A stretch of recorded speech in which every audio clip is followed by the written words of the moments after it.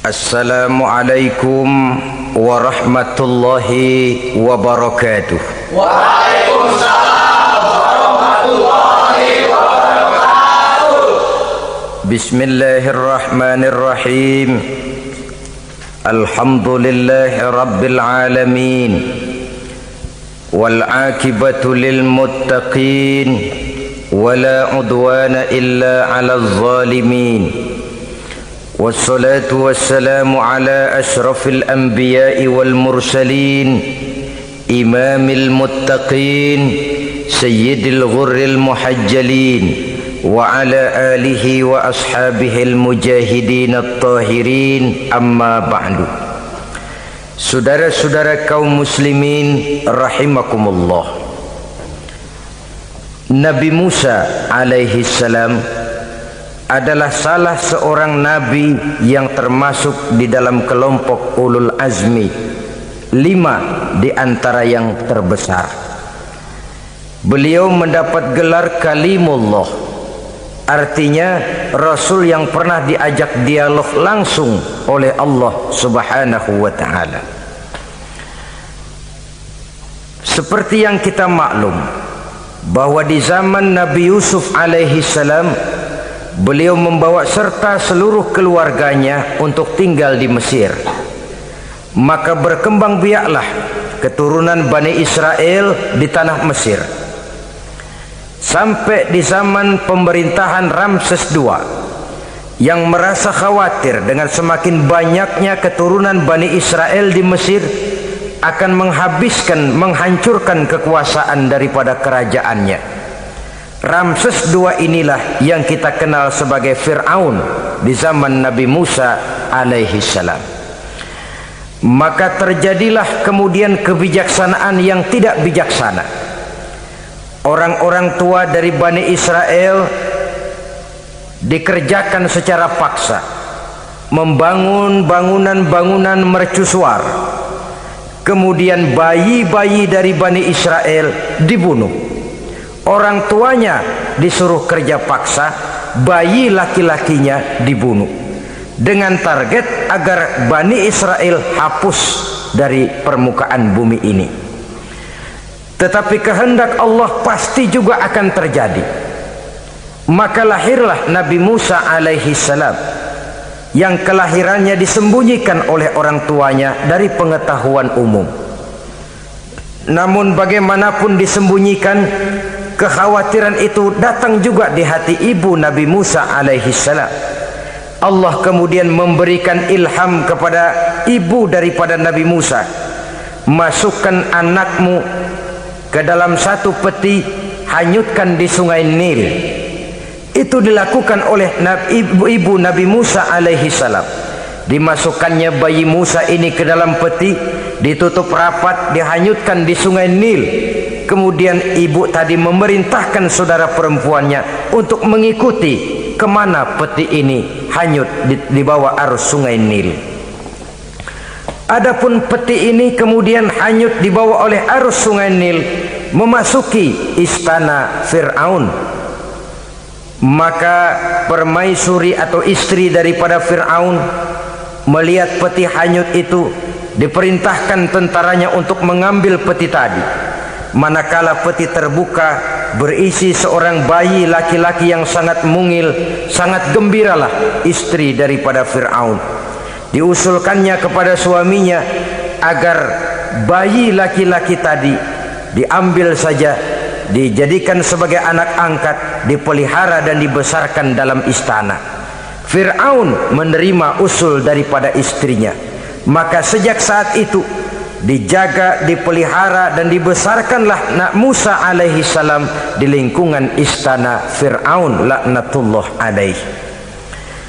Begitulah ia memasuki masa remajanya, tumbuh sebagai anak angkat daripada Fir'aun dengan segala fasilitas yang serba cukup di dalam istana Fir'aun, sampai pada masanya di mana ia kemudian menyadari bahwa ia sebenarnya bukan dari keturunan orang-orang Mesir, tapi berasal dari keturunan Bani Israel.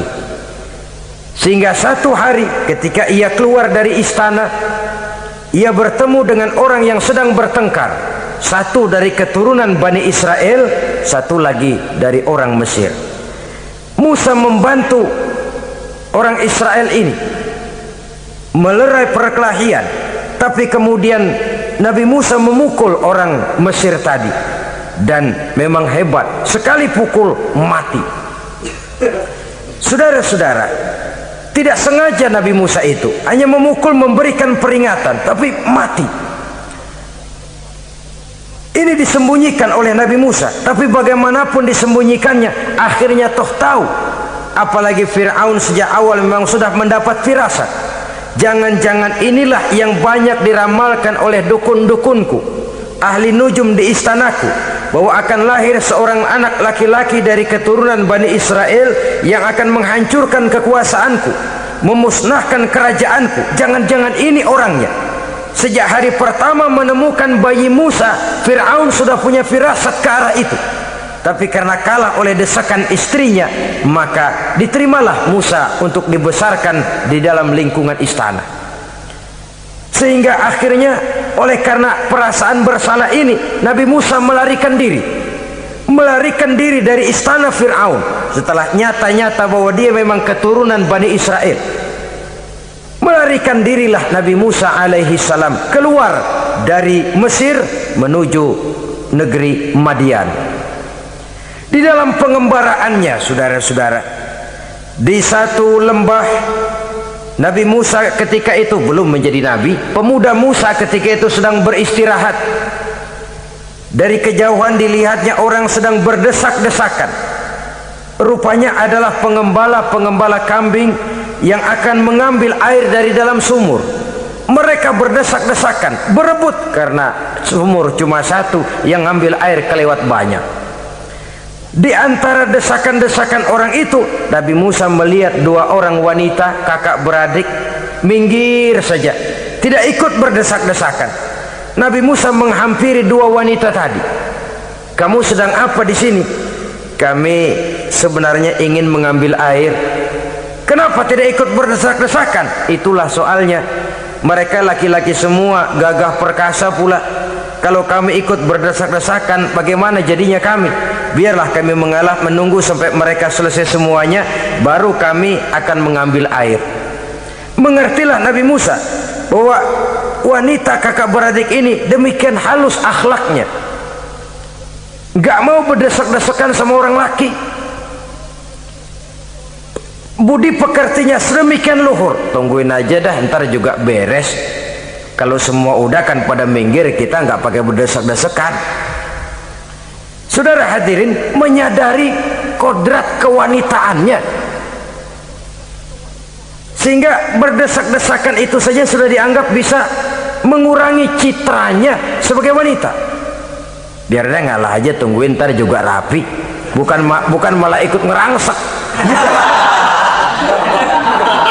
Enak nih berdesakan sama orang laki nih, lumayan nih.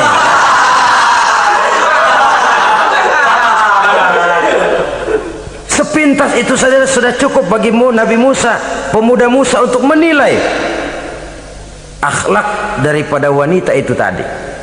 Oh, kalau kamu nunggu begini aja lama, kata Nabi Musa. Sudah, sini saya tolongin. Diambil embernya, Nabi Musa ikut berdesakan. Karena Nabi Musa memang kuat badannya, gak lama sudah dapat air. Sedorakan ke sana. Si wanita segera tahu bahwa pemuda ini begitu baik budi pekertinya, mau menolong orang yang dalam kesusahan. Akhirnya, bagaimana kalau kamu ikut saja ke rumah saya? Bapak saya sudah tua, senang hatinya kalau kamu ikut ke rumah, kenalan sama bapak saya. Ayolah, berangkatlah. Dalam perjalanan, si wanita ini berjalan duluan, Nabi Musa di belakang. Kemudian Nabi Musa bilang, sebentar, saya duluan, kamu belakangan. Kenapa? Rupanya angin nakal bertiup menghembus pakaian si wanita, sehingga memberikan gambaran yang agak jelas tentang warna, bentuk, postur badan si wanita itu tadi. Sekarang Musa yang menunjukkan budi pekerti yang luhur, gak mentang-mentang ditiup angin. Nah, mumpung nih,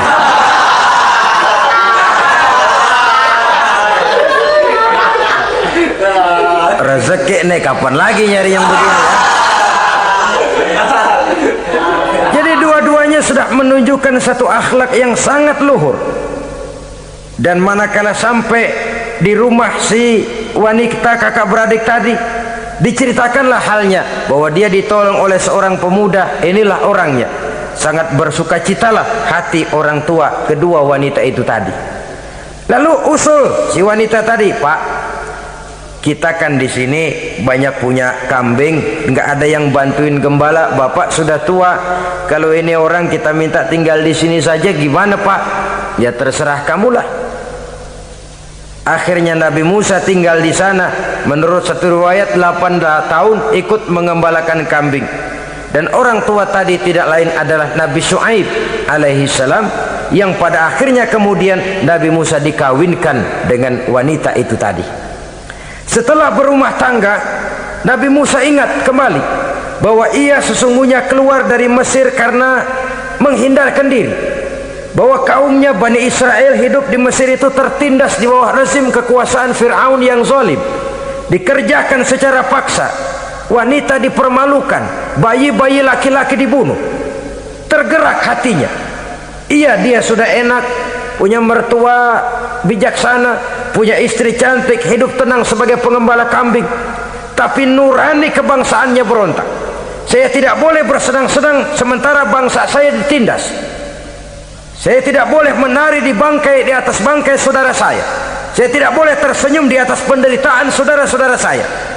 Saudara-saudara saya Bani Israel merintih di bawah penindasan Fir'aun. Saya harus membebaskan mereka. Diceritakanlah hal ini kepada mertuanya. Wah, kalau pakai bahasa mertua, saya mau kembali ke Mesir. Untuk apa Musa? Untuk menyelamatkan saudara-saudara saya Bani Israel yang masih dalam cengkraman kezaliman rezim Fir'aun. Saya harus membebaskan mereka. Ya kalau memang itu tekadmu nak, berangkatlah. Bapak mengiringimu dengan doa. Berangkatlah Nabi Musa bersama istrinya. Sampai ketika beliau sedang istirahat di satu lembah, dari kejauhan beliau melihat ada api menyala. Beliau berkata kepada istrinya, kau tunggu di sini. Tidak lama saya akan kembali. Saya akan menghampiri api itu. Berangkat Nabi Musa ke arah api menyala tadi. Makin didekati makin terang sinarnya. Sampai kemudian terdengar suara, ya Musa, inni ana rabbuka fakhla' na'laik innaka bil wadil muqaddasi tuwa wa ana ikhtartuka fastami' lima yuha. Wahai Musa, akulah Tuhanmu, bukalah terompahmu. Sesungguhnya engkau berada di satu lembah yang disucikan bernama lembah tua. Aku telah memilihmu Musa, dan sekarang dengarlah apa yang diwahyukan kepadamu. Pada saat itulah turun wahyu pertama, dan resmilah sudah Nabi Musa diangkat menjadi Rasul oleh Allah Subhanahu wa ta'ala di satu lembah di Bukit Tursina. Apa wahyu yang pertama turun? Bunyinya, innani anallah la ilaha illa ana fa'budni.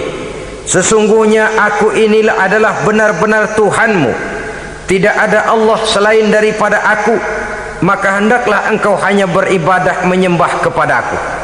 Ini umum saudara. Semua Rasul yang diutus Allah, inilah ajaran prinsipnya. Anallah la ilaha illa ana, akulah Allah Tuhanmu, tidak ada Tuhan lain selain Allah. Semua Rasul membawa ajaran ini.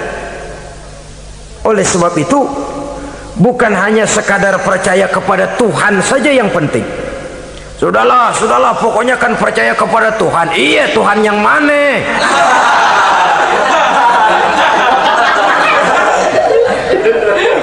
Sebab kalau sekadar percaya kepada Tuhan, rasanya semua agama percaya kepada Tuhan. Begitulah orang Hindu percaya kepada Tuhan, tapi Tuhan menurut mereka Trimurti, Wisnu, Siwa, Brahma. Orang Buddha percaya kepada Tuhan, tapi Tuhan dalam pandangan mereka ada Tuhan kecil Hinayana, ada Tuhan besar Mahayana. Orang Majusi juga percaya kepada Tuhan, tapi Tuhan dalam pandangan mereka ada Tuhan kebaikan namanya Ahriman, ada Tuhan kejahatan namanya Ahura Mazda. Orang Nasrani juga percaya kepada Tuhan, tapi Tuhan kata mereka dalam bentuk Trinitas, Tuhan Anak, Tuhan Bapa, Ruhul Kudus. Ini semua Tuhan dalam pandangan mereka. Jadi kalau sekadar percaya kepada Tuhan, percaya kepada Tuhan, percaya kepada Tuhan, Tuhan yang mana? Itu yang prinsip. Itu yang prinsip. Sebab salah kita dalam mempercayai Tuhan, kita akan terjebak ke dalam penyakit kalau tidak kufur, syirik, dan dua-dua itu bapak moyangnya dosa. Sebab itu Islam menyelamatkan kita masyarakat manusia. Ya ayyuhan nasu ubudu rabbakumul ladzi khalaqakum. Hai manusia, Tuhanmu yang perlu kamu sembah itu hanyalah Tuhan yang telah menciptakan kamu, dan itu tidak lain adalah Allah yang lam yalid wa lam yulad wa lam yakul lahu kufuwan ahad, yang laisa kamitslihi syai'un. Ia tidak beranak, ia tidak diperanakkan, dan ia tidak bisa diserupakan dengan apapun. Dialah Allah itu. Begitu wahyu yang diberikan kepada Adam, kepada Nuh, kepada Ibrahim, kepada Yusuf, bahkan kepada Musa alaihi salam. Innani anallah la ilaha illa ana fa'budni. Akulah Allah Tuhanmu, tidak ada Tuhan lain selain daripada aku Allah, maka kepadakulah kamu hanya menyembah. Ini wahyu yang pertama turun, sudah berisi tauhid. Jadi hakikatnya agama Yahudi, saudara, adalah agama tauhid, agama monoteis, agama yang mengajarkan hanya ada satu Tuhan untuk seluruh alam, dan Tuhan itu adalah Allah subhanahu wa ta'ala. Sebab itu syahadat orang Yahudi bunyinya begini: Shema Yisrael Yahweh Elohenu Yahweh Echad. Nah, ini syahadatnya orang Yahudi. Itu perbedaan bahasa Suryani Ibrani dengan bahasa Arab. Kita Isma itu bahasa Arab, dia Shema. Isma, Shema. Shema Yisrael Yahweh Elohenu Yahweh Echad. Ahad Echad.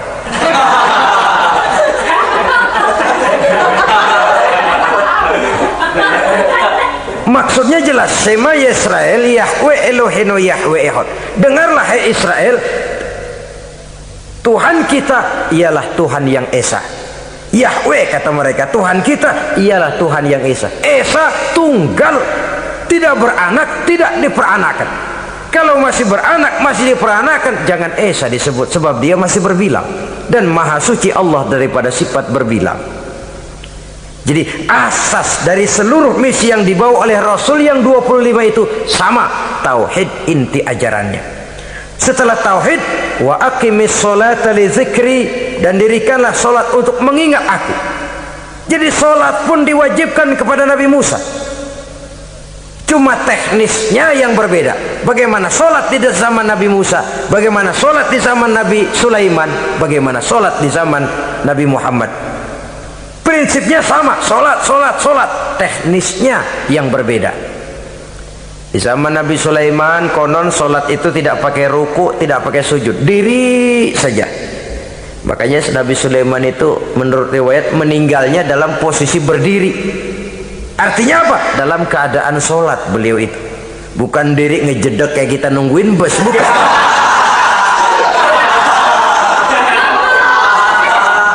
Berdiri dalam kondisi solat. Tapi yang jelas solat itu setiap Nabi, hanya teknisnya saja yang berbeda. Jadi ini sudah akidah dan syariat.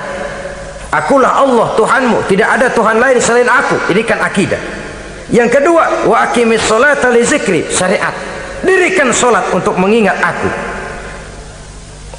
Inna sa'ata atiyatun, sesungguhnya kiamat itu pasti akan datang. Ini juga sudah urusan beriman, percaya kepada yang gaib.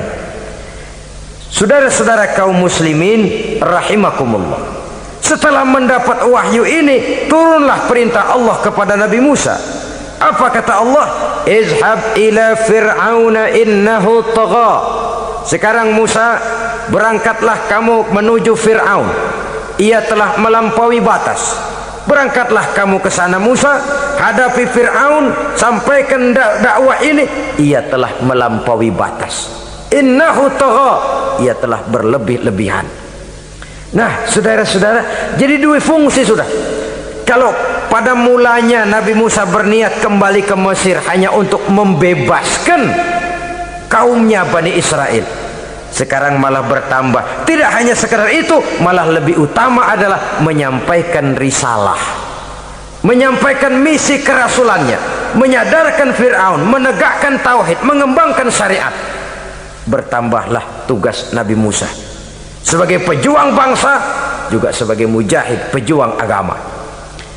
Pada mulanya sebagai pejuang bangsa tuh, artinya Nabi Musa ini kembali kepada Fir'aun di Mesir, tujuannya tadi kan cuma untuk membebaskan Bani Israel kaumnya. Ini pejuang bangsa. Tapi di tengah jalan ia mendapat wahyu, berangkat kau kepada Fir'aun, innahu tagha, ia telah melampaui batas. Sadarkan dirinya, canangkan tauhid, sampaikan syariat. Bertambahlah tugasnya, lebih daripada sekedar pejuang bangsa, ia juga pejuang agama, pejuang tauhid. Dwi fungsi. Kadang-kadang ada pejuang agama tapi tidak pejuang bangsa. Kadang-kadang ada pejuang bangsa tapi tidak pejuang agama. Nah, saudara-saudara kaum muslimin rahimakumullah, idealnya ya kedua-duanya, ya pejuang agama, ya pejuang bangsa juga. Mendapat tugas seperti ini, apa permohonan Nabi Musa alaihi salam? Beliau berkata, qala rabbi shrah li sadri wa yassir li amri wahlul 'uqdatam min lisani yafqahu qawli waj'al li waziran min ahli Haruna akhi usdud biha uzri. Ini permohonan Nabi Musa ketika dilantik menjadi rasul, diberikan tugas, berangkat kau ke Mesir, sampaikan risalah ini kepada Fir'aun karena ia telah melampaui batas. Apa permohonan Nabi Musa? Rabbi syrah li sadri, ya Allah lapangkan hati saya, wa yassir li amri, mudahkan urusan saya, wahlul 'uqdatam min lisani, buka kebekuan lidah saya, yafqahu qawli, sehingga mereka mengerti apa yang akan saya bicarakan. Ini kondisi dasar memulai satu perjuangan dengan persiapan dasar. Apa permohonan pertama? Isyrah li sadri, lapangkan jiwa saya. Menghadapi musuh dengan jiwa yang lapang itu penting. So, kalau kita menghadapi musuh dengan jiwa yang sempit, kita sudah kalah sebelum perang. Menghadapi musuh dengan jiwa yang lapang, artinya masih berharap kalau dia mau mengikuti ajaran ini. Jadi pada tahap pertama itu datang bukan sebagai orang yang mau membasmi, tapi sebagai orang yang mau menyelamatkan. Ini perlu jiwa yang lapang. Sebab dakwah Nabi Musa itu kan pertama menyadarkan Fir'aun dulu. Nanti akan kita lihat setelah disadarkan dengan kata-kata, tidak kena juga dengan bukti berupa mukjizat. Masih bandel juga, Musa mohon supaya dikirim bencana. Masih nggak mempan juga, habis dah urusan. Jadi ada tahapan sesuai dengan kemungkinan Fir'aun bisa menerima. Sama juga bayi itu kan kalau baru lahir ke dunia, brol kasih susu emaknya dulu, gedean dikit bubur, gedean lagi nasi ulek dah.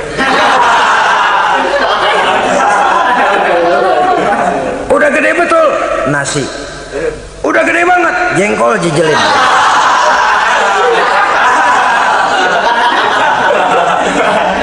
Jadi ada semacam tahapan. Kalau begitu lahir dikasih jengkol kan habis. Peringatan dulu, setelah peringatan bukti berupa mukjizat, dihadapkan dengan sihir, menang mukjizat. Masih tidak mempan juga, teguran, dikirimkan azab, dikirimkan bencana. Masih tidak mempan juga, sudah ditenggelamkan oleh Allah di Lautan Merah. Itu akan kita ceritakan kemudian nanti. Jadi apa yang diminta oleh Nabi Musa, ya Allah lapangkan hati saya menghadapi Fir'aun ini, Fir'aun CS, Fir'aun, Haman dan lain-lain. Dan jangan lupa Fir'aun itu cuma ya hakikat tapi juga simbol. Hakikatnya memang ada yang namanya Fir'aun itu. Simbol karena Fir'aun selalu berkembang. Di setiap zaman, di setiap tempat Fir'aun selalu ada. Cuma liciknya Fir'aun ini kemana dia pindah, ke situ dia ganti nama. Orang sering lupa padahal isinya Fir'aun. Namanya bisa Hitler, namanya bisa Mussolini, namanya bisa Stalin, tapi isinya Fir'aun. Kemana dia tinggal, di situ dia ganti nama. Simbol dari kekuasaan yang terlepas dari kontrol iman. Simbol dari kekuasaan yang menyebabkan orang lupa diri dan lupa daratan.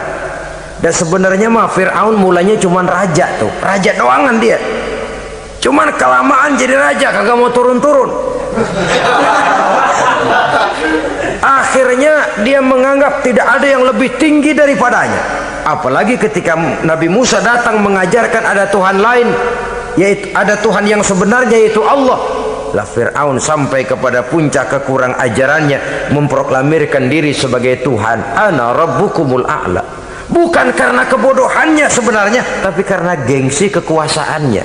Nah ini, gengsi kekuasaan ini sering menyebabkan orang overacting. Fir'aun bukan bodoh, bukan. Fir'aun bukan tidak tahu kalau Musa itu benar, tahu. Fir'aun bukan tidak ngerti kalau itu mukjizat, sihir kalah, tahu. Tapi gengsi kekuasaan. Gua kan raja, masa di depan rakyat tunduk sama Musa? Gengsi dong.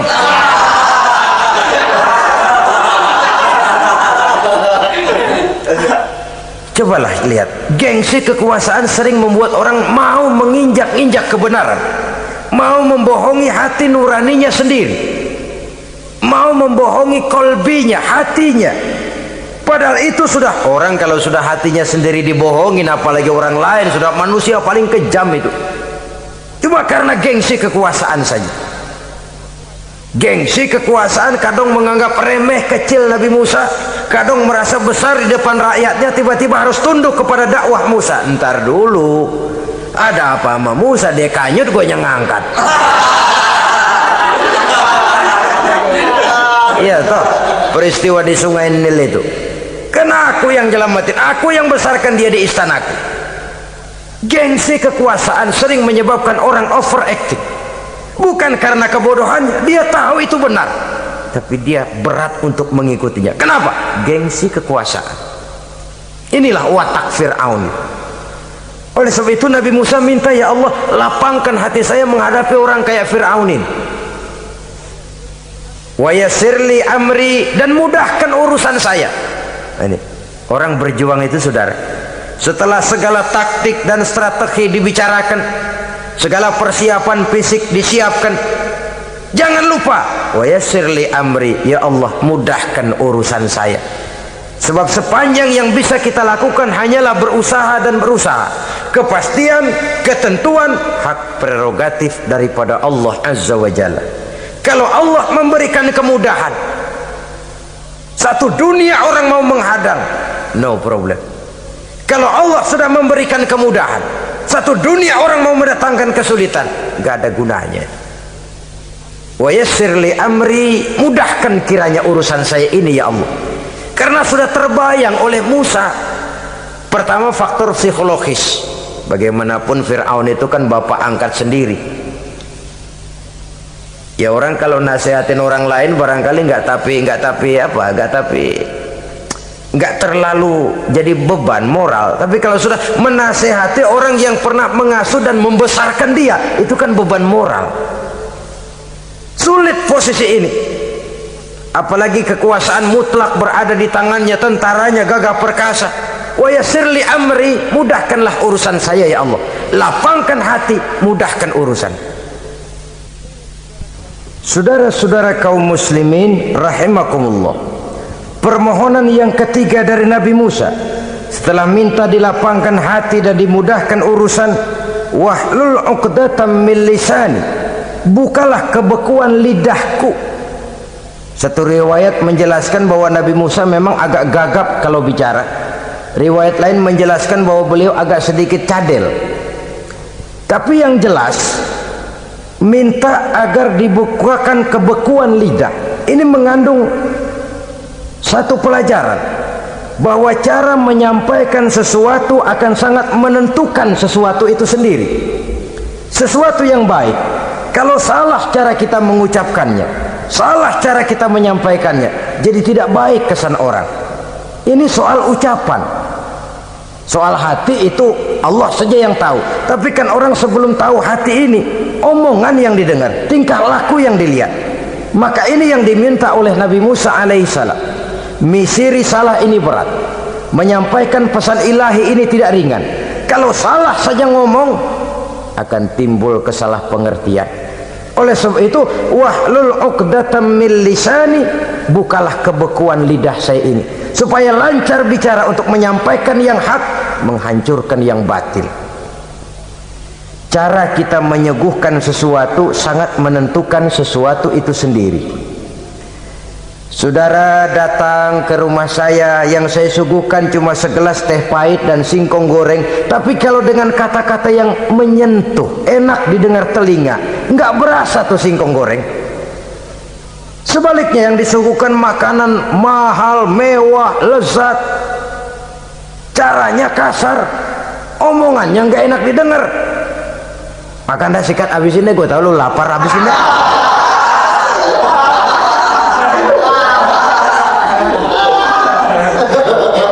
Rasanya biar lapar juga nahan juga gitu. Apa itu? Bukan makanannya yang tidak enak, bukan kita nggak doyan, bukan caranya itu loh, caranya. Nah, Islam ini agama yang baik. Kalau disampaikan dengan kata yang tidak baik, akan timbul, oh Islam kok gitu ya. Nah ini yang tidak diinginkan oleh Nabi Musa. Wahlul 'uqdatam min lisani. Kita begitulah dalam kehidupan ini, kadang mendengar satu ceramah bisa berurai air mata, bisa histeris, bisa gembira. Kenapa? Kepandaian orang menyampaikannya. Bicara dia 2-3 jam, rasanya baru 5 menit, baru sebentar kok tahu-tahu sudah selesai. Ada yang udah setengah jam, baru seperempat jam ngomong, udah rasanya udah kayak 3 jam.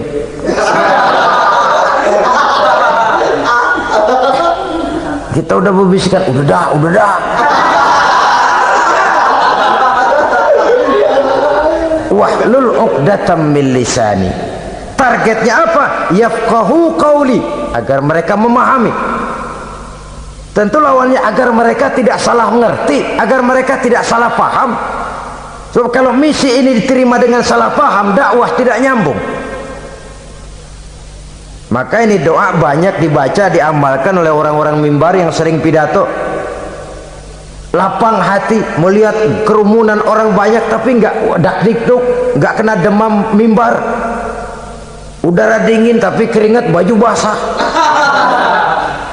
Saudara hadirin yang saya hormati, lalu permohonan yang selanjutnya daripada Nabi Musa alaihi salam, waj'al li waziran min ahli, dan jadikanlah bagiku seorang pembantu dari keluargaku. Siapa? Haruna akhi, dia tidak lain adalah saudaraku Harun. Usdud biha uzri, akan saya limpahkan kepadanya segala beban-beban yang saya derita. Artinya orang berjuang perlu teman, nggak bisa sendirian. Nggak, bagaimanapun hebatnya kita tetap memerlukan bantuan daripada orang lain.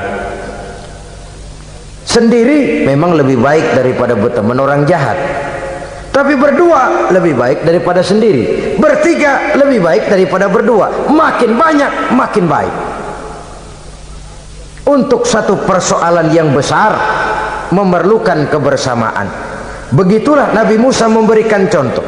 Saya tidak bisa berjuang sendiri, saya minta dibantu oleh saudara saya Harun. Jadikan dia pembantu saya, tempat saya membagi suka dan duka dalam perjuangan ini, tempat saya bercerita, tempat saya mengeluh, tempat saya melarikan persoalan. Sebab beban hati itu akan berkurang kalau kita ada tempat kita bercerita. Nah, saudara-saudara, berangkatlah Nabi Musa ke Mesir, kemudian mulai menyampaikan dakwahnya kepada Fir'aun laknatullah alaih. Fir'aun mendengar Musa datang kembali, kemudian terjadilah forum dakwah itu. Apa kata Fir'aun? Musa, kamu kemana saja? saya pergi ke Madian. Apa yang kamu lakukan? Begini, begini, begitu. Kamu melarikan diri? Pada mulanya iya. Dan sekarang apa maksud kamu datang kembali ke Mesir? Semula saya ingin membebaskan kaum saya Bani Israel. Lalu saya kemudian menerima wahyu dari Allah, ditugaskan, diperintahkan langsung oleh Allah Sang Maha Komandan untuk datang menemui Tuhan, menyadarkan Tuhan dari kesesatan selama ini. Siapa Allah itu Musa? Allah adalah Tuhan saya dan Tuhan juga dan Tuhan seluruh alam ini. Baru nih Musa, saya baru dengar nih ada yang begini nih. Tuhanlah pakai nggak kelihatan, Tuhanlah cuma satu, yang Tuhannya banyak aja masih kelaparan.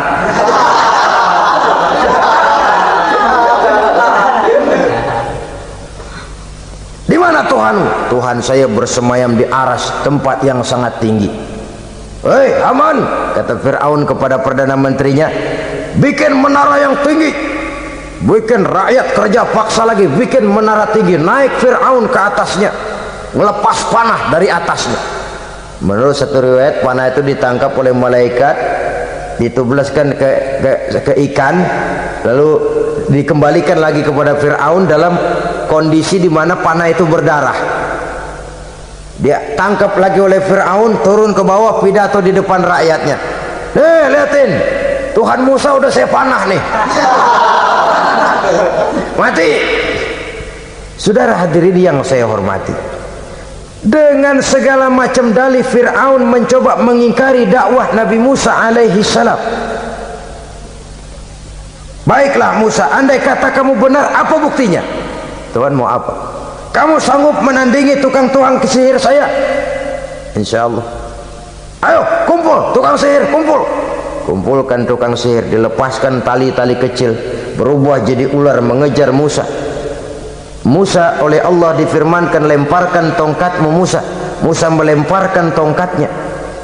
Tongkat Musa kemudian berubah menjadi ular besar yang menerkam ular-ular kecil tadi. Habis itu ular kecil ciptaan tukang sihir Fir'aun. Begitu hebat mukjizat yang diberikan Nabi Musa, dan Fir'aun tahu itu mukjizat, tapi dia ingkar juga, tidak mau beriman. Sudah nyata bukti, sudah jelas saksi, dia tetap ingkar. Akhirnya Nabi Musa berdoa memohon kepada Allah, Rabbana innaka ataita fir'auna wa mala'ahu zinatan wa amwalan fil hayatid dunya. Wahai Allah, sungguh engkau telah memberikan kepada Fir'aun dan para pembesarnya zinatan, segala macam perhiasan, wa amwalan, dan segala macam harta benda, fil hayatid dunya, di dalam kehidupan dunia ini. Rabbana liyudillu an sabilik, semuanya hanya menyebabkan mereka jadi sesat dari jalanmu. Rabbana tmis ala amwalihim, ya Allah binasakanlah mereka di dalam hartanya. Wasdud ala qulubihim, tutuplah pintu hatinya. Fala yu'minu hatta yarawul azabal alim, mereka tidak akan beriman sampai mereka melihat azab yang sangat pedih.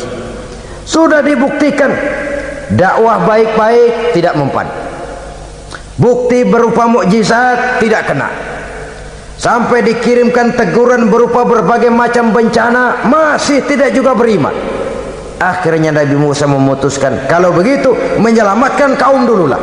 Kaumnya Bani Israel dibebaskan dari perbudakan, dibawa oleh Musa keluar dari Fir'aun, dari Mesir, dikejar oleh Fir'aun.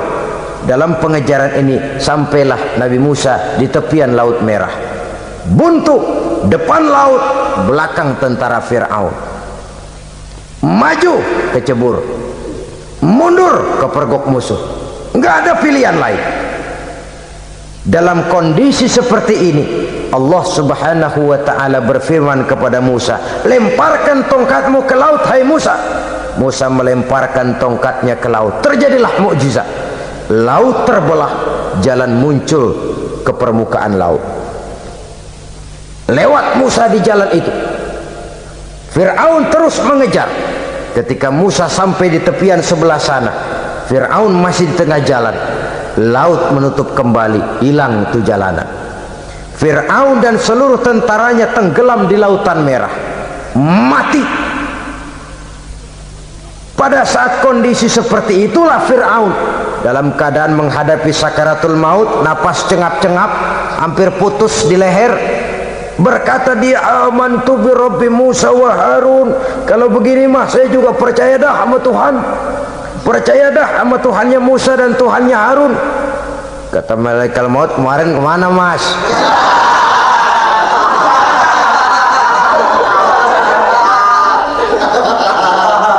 Sudah gini hari baru mau percaya, terlambat.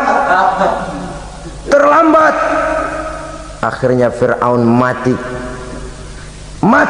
tapi badannya utuh. Allah berjanji, wa kadzalika nunajjika bi badanika litakuna liman khalfaka ayah. Kami selamatkan badanmu Fir'aun agar menjadi pelajaran bagi orang-orang sesudah kamu nanti. Fir'aun mati tapi badannya selamat terdampar di tepi pantai oleh rakyat Mesir. Wah, ini raja kita nih, raja kita ketemu hidup mati.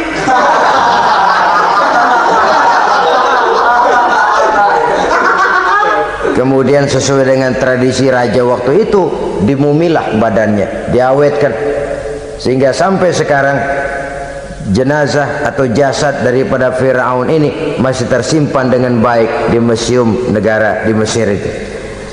Saudara-saudara kaum muslimin rahimakumullah, jadi satu hal yang bisa kita ambil pelajaran daripada riwayat perjalanan dakwah Nabi Musa ini, bahwa dakwah menyampaikan risalah memang bukan jalan lurus dan licin bertabur bunga di kanan kirinya.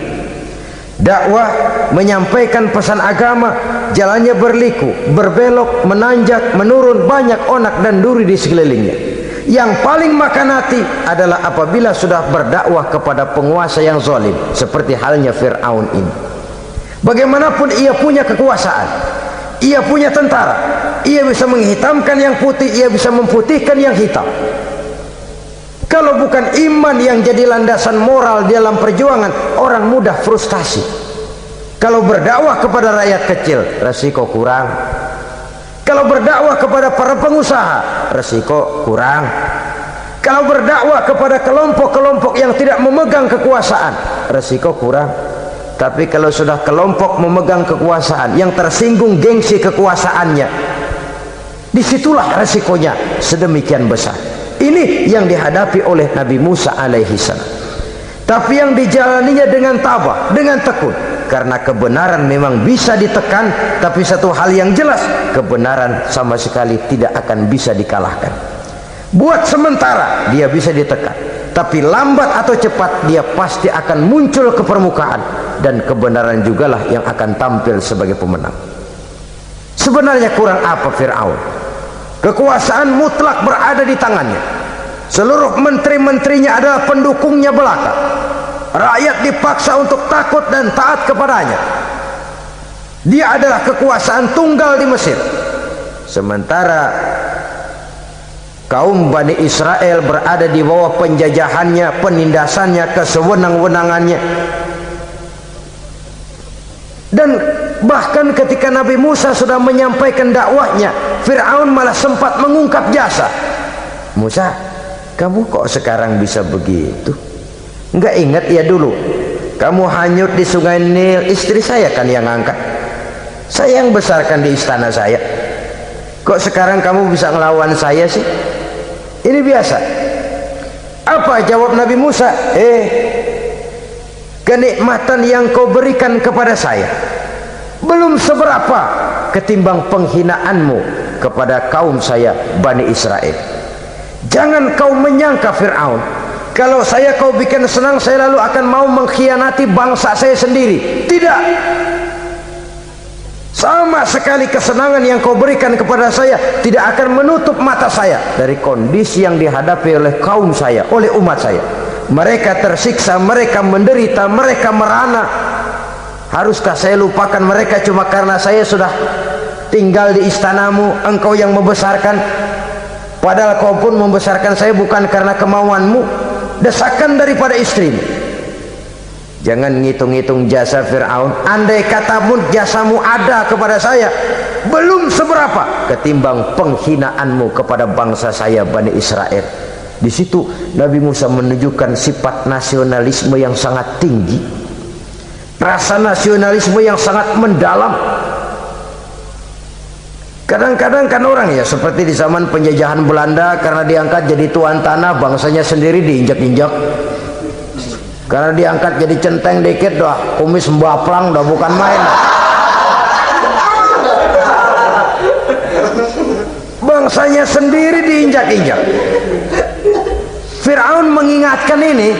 Kalau cara kita, lo gede di sini, makan di sini, segala macam di sini dah. Masa lupa kacang sama kulitnya?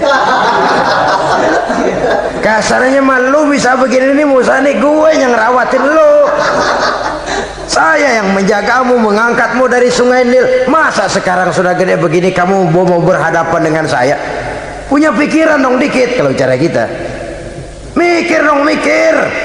Dulu lagi kayu di Nil, siapa yang angkat? Musa tidak membantah. Betul itu Fir'aun, betul. Tapi apalah artinya semua itu ketimbang penghinaan yang engkau berikan kepada bangsa saya? Saya tidak mungkin menari-nari di atas bangkai umat saya. Saya tidak mungkin bersenang-senang di atas penderitaan kaum saya. Dan saya tidak mungkin senyum ceria di atas derita daripada kaum saya. Dengan tidak melupakan jasamu, saya tidak akan merubah pendirian saya. Saya ingin membebaskan penjajahan. Saya ingin membebaskan kaum saya Bani Israel dari belenggu penindasan. Kalau engkau sudah tidak mau mendengar dakwah yang saya sampaikan, tidak mau bertuhan Allah, tidak mau menyembah kepadanya, tetap dengan keangkuhan dan kesombonganmu sekarang ini, okelah, berjalanlah dengan keyakinanmu. Tapi saya harus membebaskan kaum saya Bani Israel. Saudara-saudara kaum muslimin rahimakumullah, itulah jalan dakwah, jalan menyampaikan risalah agama, risalah Islam. Sekali lagi, bukan jalan lurus bertabur bunga. Tapi agama memberikan ajaran, balighu anni walau ayat, sampaikan dari aku walaupun cuma sekedar satu ayat saja. Tugas ini memang mulia tapi berat. Tugas ini memang terhormat tapi penuh resiko. Ya kalau menyampaikan asal sekedar menyampaikan, sudahlah pokoknya nyampaikan, percaya syukur kagak, udah dah. Bukan cuma sekadar itu, ada semacam tanggung jawab moral.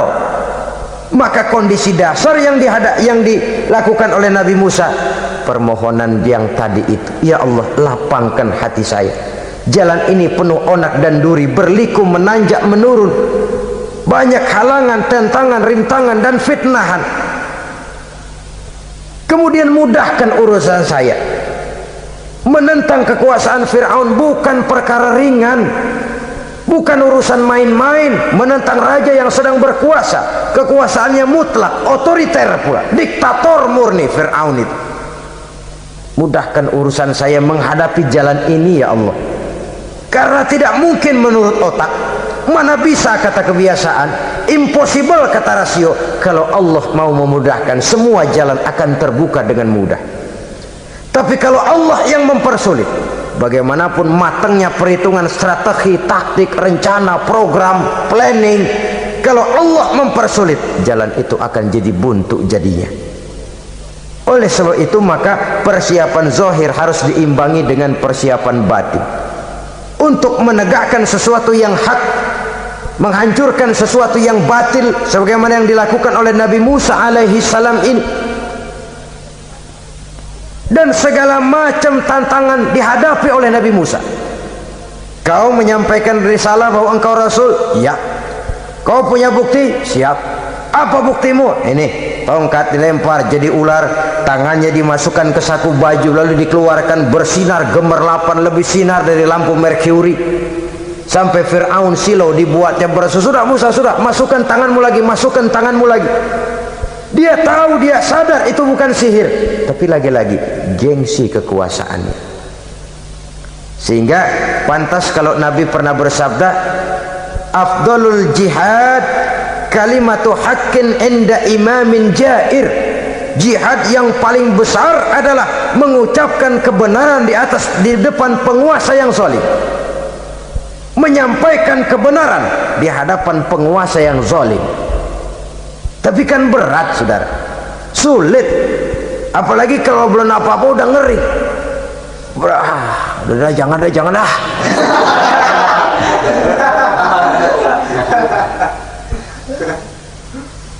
Itu sebabnya Ishrah li sadri, lapangkan hati saya. Saya tidak punya kepentingan apa-apa kecuali menyampaikan kebenaran. Kalau sudah ada kepentingan pribadi, itu yang sering jadi handicap, itu yang sering jadi jurang pemisah antara kita dengan orang yang akan kita sampaikan kebenaran tadi. Saudara-saudara kaum muslimin rahimakumullah, maka terasa benar relevannya doa yang diajarkan oleh Rasul kepada kita. Allahumma arinal haqqa haqqa warzuqna ittiba'ah wa arinal batila batilan warzuqna ijtinabah. Ya Allah, tunjukkan kepada saya bahwa yang benar itu benar, berikan saya kekuatan untuk mengikutinya. Ya Allah, tunjukkan kepada saya bahwa yang salah itu salah, berikan saya kekuatan menghindarinya. Kenapa? Orang sering tahu bahwa itu benar tapi tidak berdaya mengikutinya. Seperti Fir'aun tahu bahwa Musa itu benar, Abu Jahal, Abu Lahab juga tahu bahwa Nabi Muhammad itu benar, Abrahat juga tahu bahwa Nabi Ibrahim itu benar, Namrus juga tahu Ibrahim itu benar, tapi mereka tidak berdaya mengikuti kebenaran karena gengsi kekuasaannya. Kadang kita tahu bahwa itu salah itu, tapi karena dilakukan oleh orang yang punya kekuasaan, kita lalu tidak berdaya menghindarinya, malah terjebak ikut-ikutan salah, lalu menghibur-hibur diri. Sudahlah, tak ada gading yang tak retak. Bukankah dengan demikian kita sudah melegimitir kesalahan? Tahu bahwa itu benar dan mampu mengikutinya, itu nikmat. Tapi tahu itu benar namun tidak berdaya mengikutinya, itu mendatangkan siksaan batin.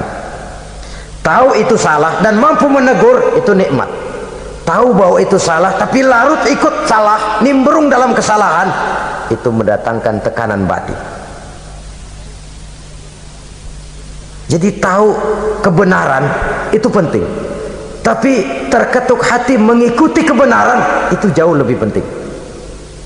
Semua kita tahu Islam itu benar, tapi semua yang tahu Islam itu benar maukah mengikuti ajaran Islam? Tidak. Semua orang tahu kalau judi itu batil. Hatta penjudi yang paling kakap pun mesti tahu kalau itu batil, itu tidak baik, tapi dia tidak berdaya untuk menghindarkannya, terjebak ke dalam penyakit itu tadi. Oleh sebab itu, saudara-saudara kaum muslimin yang saya cintai, tidak ada satu ucapan yang lebih baik. Dalam istilah Quran itu Allah menjelaskan, wa man ahsanu qawlan mimman da'a ila Allah wa amila salihan wa qala innani minal muslimin. Ucapan siapakah yang lebih baik dalam hidup ini selain daripada mimman da'a ilallah, selain daripada ucapan orang-orang yang menyeru ke jalan Allah, orang-orang yang menyadarkan kepada agama, ini jalan Allah, mari ikuti, itu jalan setan, mari tinggalkan. Wa amila salihan, tidak cukup sekadar berdakwah mengajak orang ke jalan Allah, dia juga beramal soleh.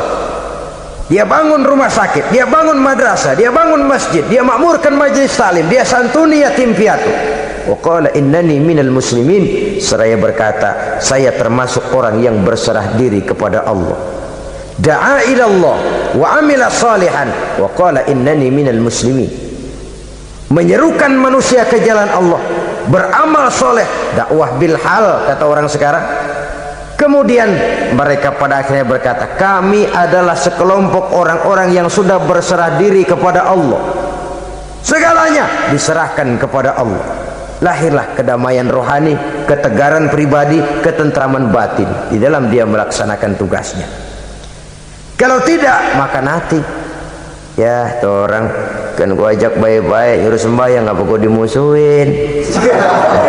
dipikirin kurus dah, ampek gaya dah. Makan hati. Soal orang mau beriman atau tidak itu bukan urusan kita. Tugas kita hanya sekedar penyampai. Tugas Rasul hanya sekedar penyampai. Kalau dakwah sudah disampaikan, metode sudah disusun, pendekatan sudah baik, tapi orang tidak mau beriman, Allahumma inni qad ballaghtu, ya Allah sudah saya sampaikan, ya Allah sudah saya peringatkan, ya Allah sudah saya sampaikan, ya Allah sudah saya tegur.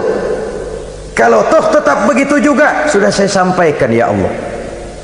Di sana kelapangan lalu tumbuh.